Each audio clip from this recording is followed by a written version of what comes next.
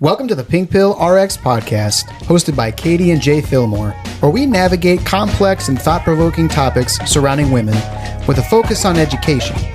For shorter form content, follow us on TikTok, Instagram, or YouTube at Caters88 or Pink Pill RX. That's KATORS88. If you enjoy this podcast, please give us a follow and maybe a nice review. We're going to talk about something really important today. All right, well, let's talk about it. I do want to throw out a little bit of a trigger warning here. It contains detailed information about sexual violence, coercion, intimate partner violence, and trauma. It includes statistics, legal definitions, and descriptions of common tactics used by perpetrators. So take breaks if needed. And of course, if you need any support, there are going to be some resources listed in our cited resource page, which is in the show notes. So I got a message earlier this week. It was from a listener who was talking about how she had watched one of our videos at one point, and we were talking about marital rape and we were talking about coercion. And she had realized that she had been experiencing coercion in her relationship with her husband. She ended up splitting ways with her husband and breaking up. And part of that was this realization that she had been experiencing coercion. I thought it would be good to do a review specifically about coercion. Yeah, I think that I was thinking the same thing. So, under the United States federal law, it is a felony to engage in a sexual act with another person without the person's consent, including through coercion. This statute was added to the Violence Against Women Act. You want to guess what year it was added? 1992. That coercion specifically was added to this act. 1997. Oh, keep going, baby. 2008. Go, go, go. 2014. Nope. Is that too high? Too recent? Low. 2016. Okay, you take a couple skips ahead. 2020. Nope. 2021. Nope. 2022. 2022. Whoa. Prior to 2022, federal law had no general statute criminalizing non-consensual sex without additional elements like physical force, threat of serious bodily injury, or victim incapacitation. Dang. So then your case, you really had to prove the bodily harm thing if the other two weren't smoking guns. Yes, you did. Coercion is generally defined as compelling another person to act against their will through threats, intimidation, psychological manipulation, or exploitation of a position of authority. So that's like the legal definition. Mm-hmm. The clinical psychology definition. So in clinical and behavioral research, coercion is a pattern of pressure designed to override another person's autonomy. It works by manipulating emotion, fear, dependency, or exhaustion rather than by overt violence. Coercion operates on a spectrum and often escalates over time, particularly in ongoing relationships. Can you read the legal one again? Yeah, the legal one is coercion is generally defined as compelling another person to act against their will through threats, intimidation, psychological manipulation, or exploitation of a position of authority. Cool. Okay. Yeah, right. The Centers of Disease Control and Prevention define sexual coercion as unwanted sexual penetration that occurs after a person is pressured in a non-physical way. Sexual coercion includes being worn down by someone who repeatedly asks for sex or showed they were unhappy, feeling pressured through lies or false promises, a partner threatening to end the relationship or spread rumors, and sexual pressure for someone using their influence or authority. Some key definitions just to go over real quick is consent, as a reminder, is freely given, it's reversible, it's enthusiastic, it's informed, and it's a specific agreement, and it can be withdrawn at any time. Silence is not consent. Submission under pressure is not consent. Manipulation is psychological tactics that distort a person's perception, emotions, or decision-making. It is commonly a building block of coercion. Pressure would be defined as persistent urging or demand, and it becomes coercive when refusal carries a real or implied cost. Threats would be defined as expressed or implied warnings of harm, abandonment, exposure, or retaliation used to obtain compliance. Abandonment's interesting. Oh, abandonment being a threat, you mean? Yeah. Yes, as a threat. Yeah. Because I feel like that one's probably a more common one. Like somehow you're going to leave the relationship. Yeah. Yeah, threatening to leave. Threatening to go be with somebody else. Yeah. So that would legally fall under, I'm not an attorney, but that would legally fall under coercion because you're using threats. Yes. Man, I'm glad that's codified. Yes, physical violence is not required for sexual assault to occur anymore as of 2022. And a person's body freezing or a person giving up or a person saying yes to end the pressure are not indicators of consent. They're indicators that coercion worked. I feel like this is really important that we get this information out because I don't know. Do you think that the majority of women specifically know that coercion is illegal? I don't know. As this is defined? Because I really don't know how many women feel like are in this position where they are doing things because they feel pressure to perform a certain way. And they don't realize that what's happening actually is they're not giving consent because there's coercion. Yeah. Yeah. And then what about freaking purity culture in religious landscapes? Oh.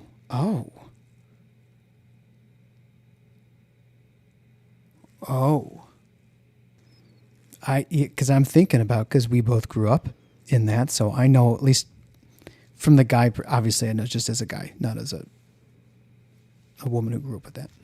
In those very conservative circles, how much of it is without like religious coercion?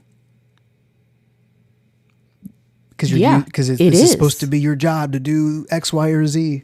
Yes, purity culture and a lot of evangelical abstinence movement people, right? They present that sexual access within marriage is a wife's obligation. I mean, a lot of religion does imply that sexual access within marriage is a wife's obligation.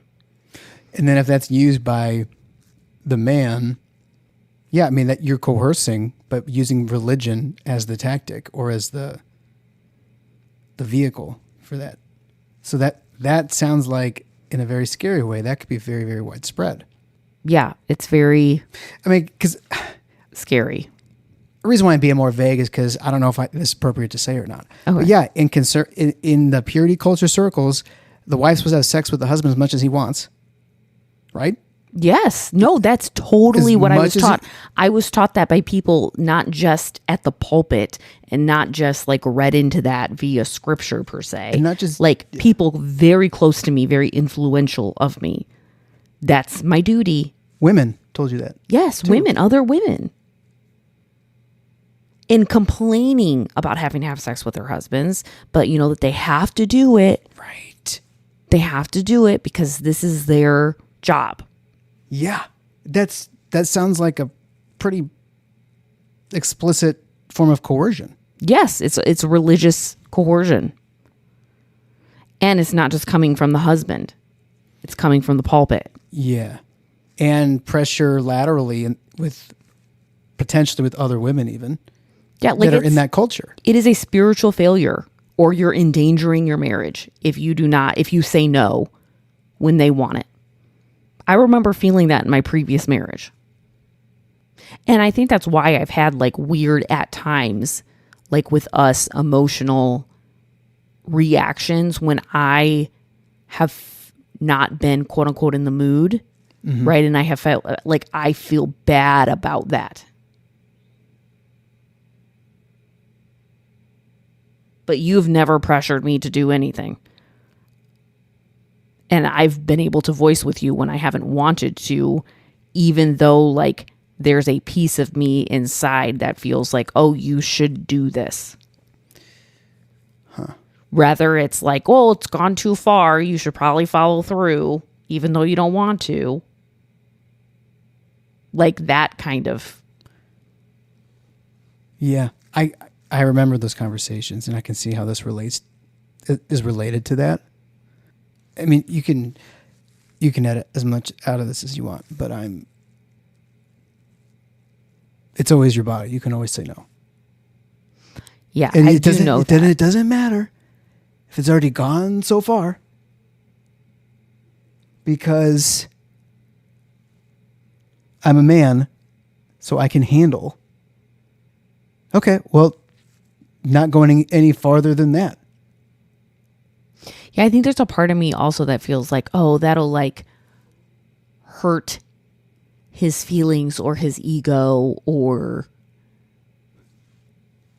deprave him of something he physically needs. Listen, if you were to say something somewhere down the line and not be into it, not want to go further, it doesn't hurt my feelings. It doesn't make me look at me. I literally, what I think is the female body is a mystery. I don't know what's going on, but the female body is a wonderful mystery, and I'm leaving it at that. So I'm not going to be like, oh, it's because of me, or oh, it's because of that, or oh, because of that. No, that's too masculine, too cut and dried. Just I don't know what it is, but everything's fine. So it doesn't make me feel bad or anything. And you don't think to yourself, if I was to say something like that, you're not thinking to yourself that oh, I didn't do a good enough job, or why didn't I turn her on enough? No, because usually by that point,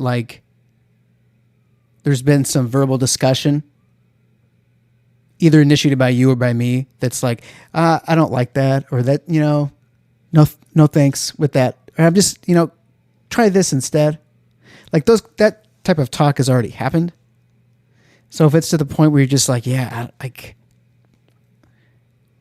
I thought it might be this, didn't work out. I thought it might have been that, didn't work out. And now I just think it's just me overall. And I'm okay. But what if there's no warning signs up to that point, and I just I seem like I'm in it, and honestly, then abruptly I abruptly say, I'm sorry, I'm not in this. My first thought, oh, are you mad at me for something? Does something happen? Do we need to talk about something? That would be my first thought. Yeah, but what if it's not? What if I'm just genuinely not in it? Okay, hold on, because if this ever does happen, I feel like that was a joke. Oh yeah, I was gonna say I feel like this has happened. No, it has. Just let me remember what I felt like and stuff. Honestly, I've always chalked it up to mystery, because not chalked it up to mystery, but I've always thought I want to be able to articulate this properly. I've never thought you weren't attracted to me. I have thought at times that oh, my skills are not matching up to what you're into right now. So that's why we would be talking about what's working or what's not, or I would just be trying different stuff. So I would have thought, okay, we're mismatched for some reason, or maybe there's something emotionally going on with you that you're just not present in your body enough. That's an example of if something's going on your side.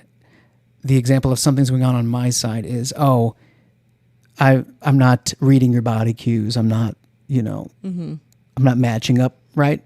Mm-hmm. It would never be that I don't think you're attracted to me, because you are always very affirming in that way. You're very verbal that way. You always say it I look really, today you're oh, you look really, really handsome. And I saw a twinkle in your eye when you said it. You did look really handsome. Yeah, this is an interesting moment for me because one, there has been many times when things have been seeming like they're leading down that road that I have been no, I don't want to do this. And you've been you're always so fine with it. There's been times that we have been in the middle of the act and I have said, I don't want to do this. And you have been fine with it. But we've never had like these conversations about like how you take that or how I feel when I do that, or like it's interesting that because I'm recognizing that there's still like some purity culture in there of like the feelings of feeling bad on my end. Yeah. Even though you don't make me feel bad. That was a really roundabout way to get to where I just landed. Sorry. There are documented very damaging outcomes with that kind of thinking, especially coming from a high control religious perspective. People who go through this have higher rates of sexual shame and anxiety. Big surprise. Particularly among women, although purity culture and men can do the same thing, but specifically about women. Sexual dysfunction, including arousal difficulty and sexual pain, is more elevated in those populations. Elevated rape myth acceptance, which delays survivor disclosure. So like there's this elevated idea that like rape isn't really a thing, especially marital rape, but like rape, like I, for a long time, this is so terrible, but like I knew no different because this is exactly how I was taught, that rape was the woman's fault. Say more about that. That it was something that she should not have been around those kind of people. And again, these are women in my circle that are saying this, that have high influence over me, but saying that, yes, it must have been what she was wearing. It must have been the environment she put herself in. She was a bad judgment of character because she shouldn't have put herself in a position to be with that kind of person. I didn't realize it was that. If she bad. Must have been acting promiscuous. Dude. I'm so sorry that was the influence you were under. And what that did to you. Yeah, so of course, sexual molestation, sexual abuse is going to be completely underreported. Yeah, because it wasn't even the guy's fault. It was your fault. So women aren't going to be going and saying, hey, this happened to me, because all they're doing is pointing a finger at themselves. Yeah. If you're admitting to it, it's like you're confessing to it. God, teaching that stuff to children. Like you didn't stand a chance. It has required a lot of unprogramming. And like I said, I've realized that I still have some to go, apparently. I mean, there was many times in my past relationship where I engaged in sex and like just never said anything or didn't speak up or didn't like say, hey, I don't want to do this kind of thing. Right?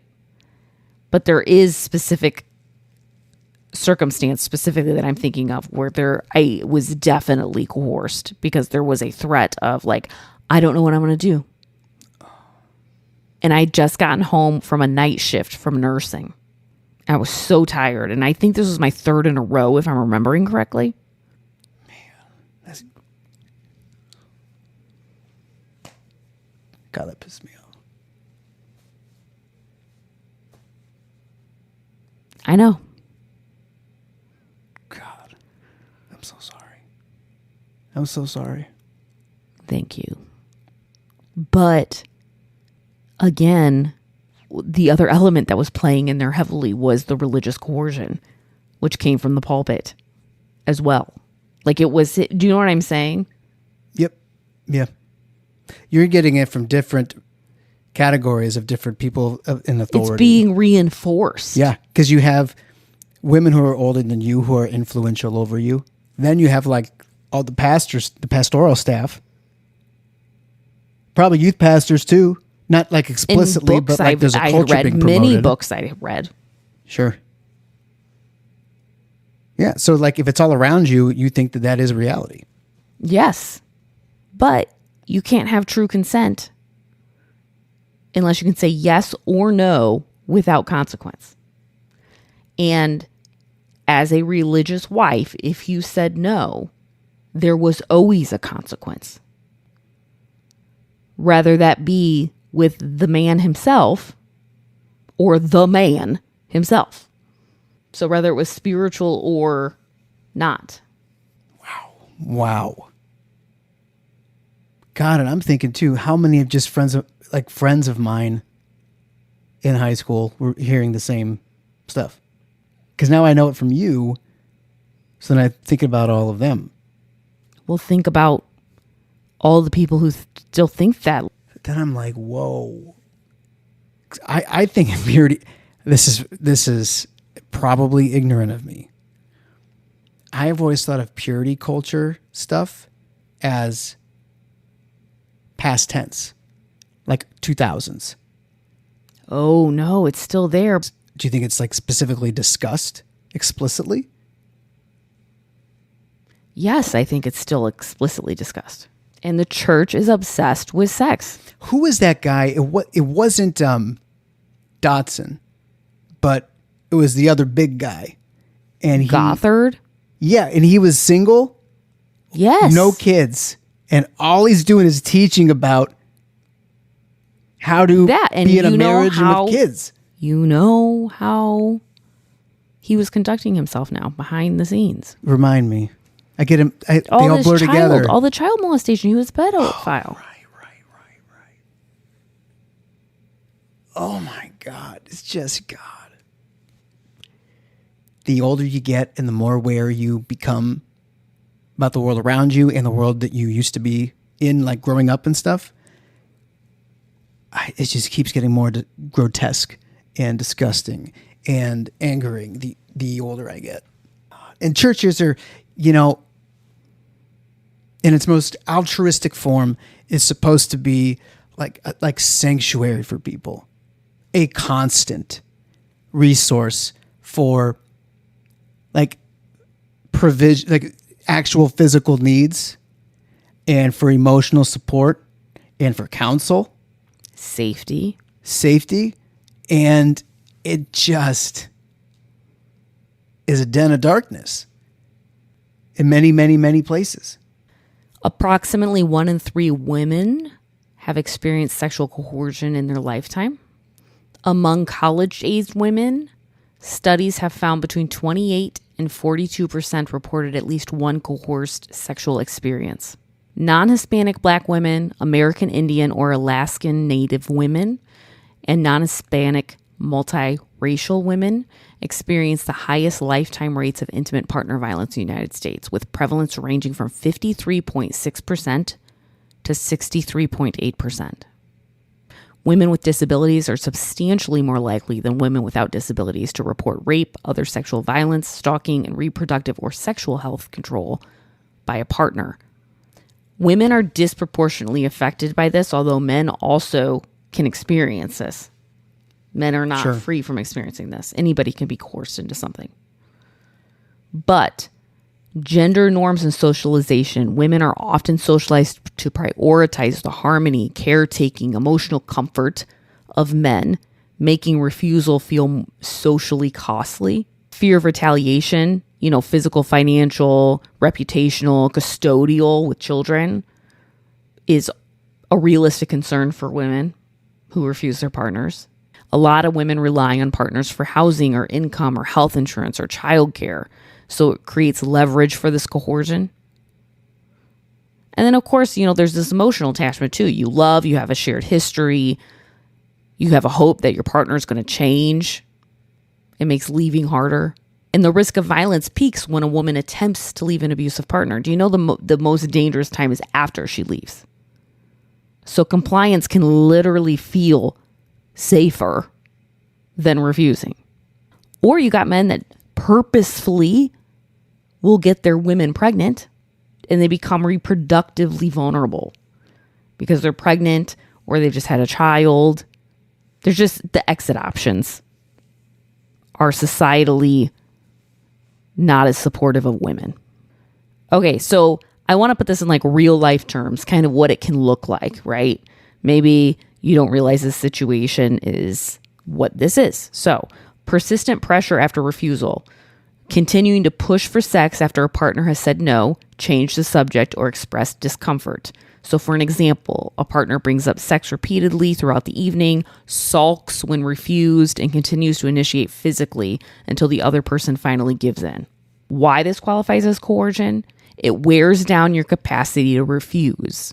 And the CDC does specifically identify being worn down by someone who repeatedly asks for sex as a form of coercion. There's emotional manipulation, so using a partner's feelings, empathy, attachment as leverage. For example, telling a partner, if you loved me, you would, or I have needs and you're denying me. This reframes the victim's boundary as the problem and creates a false guilt that overrides genuine choice. Guilt and shame tactics, using the victim's sense of obligation, religious beliefs, or perceived failure to compel compliance. Example, reminding a partner of past sexual activity, or their role in the relationship or religious duty to pressure compliance. And why this qualifies as coercion is because it distorts the moral frame. It makes refusal feel like a failure rather than a right. Threats to end the relationship. So explicit or implicit warnings that refusal will mean abandonment, divorce, or breakup. A partner says, if you will not have sex with me, I will find someone who will. Or I cannot stay in this relationship like this. Why it qualifies as coercion? The CDC explicitly lists threats to end a relationship as a coercion tactic. It uses attachment and fear of loss to compel compliance. Threats of infidelity, framing refusal as permission or cause for the partner to cheat. If you don't want me, someone else will. This qualifies because it shifts responsibility for the partner's behavior onto the victim. It weaponizes that commitment. There's financial control, so using money, housing, economic dependency, etc. for sexual compliance. There's threats of violence, of course. There's exploiting intoxication, so initiating or continuing sexual activity when a partner is too drunk, high, or medicated to meaningfully consent. Under federal law, it recognizes incapacitation as a condition that makes consent impossible. Using authority, status, of course, reproductive coercion, controlling a partner's reproductive choices, including birth control sabotage. That happens. Refusing to use condoms or pressuring pregnancy or abortion. That's reproductive coercion. An example would be a partner removes or damages condoms, hides or destroys birth control pills, or threatens to leave if the partner does not become pregnant or terminate a pregnancy. A lot of people don't view pressure to terminate a pregnancy as coercion. That is what that is, and that is reproductive coercion. It's a form of abuse. Darn right it is. 8.4% of women in the United States have experienced reproductive coercion by an intimate partner in their lifetime. And in clinical samples, the rate can reach 16 to 25%, with non-Hispanic Black women experiencing significantly higher rates. And here's the deal. This isn't just about the abuse itself. The abuse has effects on you that are long-term. This isn't about that moment.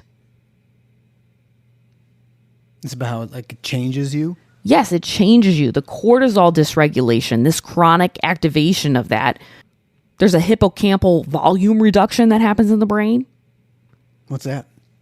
The reduced hippocampal volume is repeatedly observed in neuroimaging studies of individuals because they develop something called PTSD. Oh. The hippocampus is critical for memory consolidation and context processing. This is part of why it's hard for rape victims or assault victims to give linear timelines of things, because this hippocampal isn't online. The amygdala is. So you will have these memories of the event, but they might not be linear. And investigators, even though this is well documented, investigators still find that suspicious. Because she can't even remember what happened, right? So what, they're just not trained on this? Then? It's like human nature, I think, that is not being overridden enough. Juries think this way too. Even though it's a normal reaction. Another thing that is a normal reaction is the last-ditch defense response of your nervous system called tonic immobility, where the person literally cannot move. You can see this in nature with animals, but you can see it with humans too. That when you are scared enough, you will physically completely freeze. You will be unable to move. You are unable to move. Again, a documented thing. It is an involuntary state of motor and vocal inhibition that occurs when a person perceives threat that it cannot escape. It's documented in both animals and humans, and it is the last-ditch defense response in the defense cascade model of fight, flight, fawn, that kind of thing. Yeah. That's like last-ditch effort. A 2017 study of 298 women who had visited the emergency clinic within 1 month of sexual assault found 70% experienced significant tonic immobility during the assault, and 48% experienced extreme tonic immobility. Across the research literature, though, studies report rates ranging from 21 to 70% in sexual assault survivors. So, again, why didn't you fight back? Are you kidding me? 21 to 70% of people literally cannot move. Again, something that is not understood. Yeah. God, attorneys should be using this. I mean, I'm hoping they do. I hope so. And that is not consent because somebody becomes immobile. So you have all these things that happen, obviously psychologically, but also like health outcomes after this kind of abuse is acute anxiety, of course, sleep disturbance, insomnia, shame, self-blame, a heightened or amplified freeze or fawn response, disassociation, derealization, disrupted appetite, PTSD, somatic symptoms including headaches, nausea, pelvic pain, major depressive disorder, chronic stress, sexual dysfunction, substance abuse, hypervigilance, intense fear, intrusive thoughts. Gosh, you know what's so crazy as I'm reading through this? Disassociation or feeling unreal. That feeling unreal part, I feel like I walked around that the majority of my last marriage. Like it was like, there was like, you know, like how when you sleep, maybe you oversleep and you kind of feel like removed. Yeah. Kind of like. Yeah, I know exactly what that feels like. Yeah. Years I felt like that. I was like removed. Did it feel like you felt dazed? Yeah. In a sense. I know not exactly, but like in a sense. Like not even really in my body. I will still have days like that. But they're so far and few between now. But it used to be like, what, like at least over half the time? Oh, I mean, it was every day for years. So it was almost all the time? Yes. Man. And then when I left, it became like most of the time. But it wasn't quite all the time. Huh. You were one that made me feel like I wasn't separated. You know, maybe that's why I don't remember you coming across that way. Because I never saw you like that. You brought forward a version of myself that I think brought my younger self into my body. I mean, that makes sense because we were really good friends when we were like teenagers. Yeah. Or you could say friends, but. Yeah. It was like repel, attract, repel, attract, repel, attract. I know. Can't talk about coercion without touching briefly about marital rape. As a reminder, that is a thing. It is illegal. It has been illegal in every state, and it is illegal federally since 1993. July 5th, by the way, everybody, 1993. So just remember the day after the 4th of July, we can also celebrate because marital rape was a crime in all 50 states and federally. Research estimates 10 to 14% of married women have been raped by their husbands in the United States. That is grievingly high. 1 in 3 women report having had unwanted sex with a partner.